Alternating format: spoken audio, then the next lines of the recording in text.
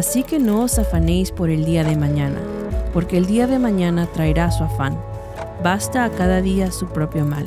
Mateo 6:34.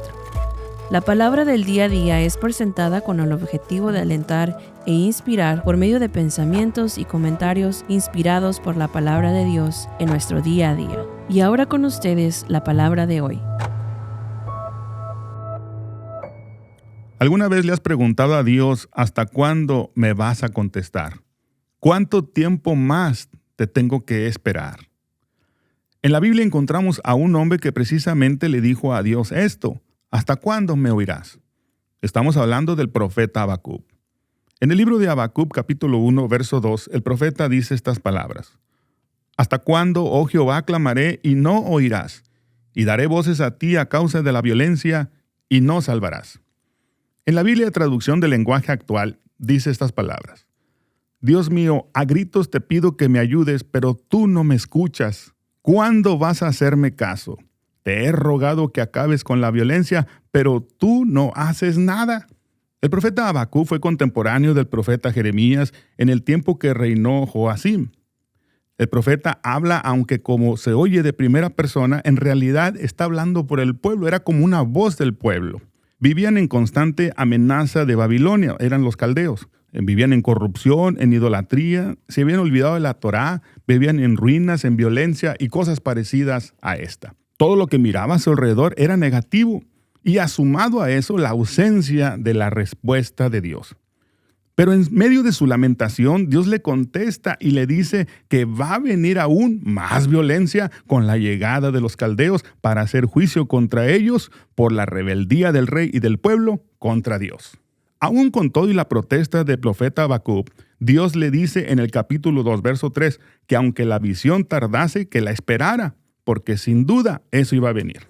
Iba a venir a suceder lo que Dios le había dicho. A veces no vemos lo que queremos o no recibimos lo que pedimos como respuesta, pues Dios tiene sus propósitos. Y esto fue lo que le pasó al profeta, pues con la llegada de los babilónicos los llevaron cautivos por 70 años. Ya en el capítulo 3, después de entender la respuesta de Dios, dice el profeta a Dios: he oído tu palabra y temí.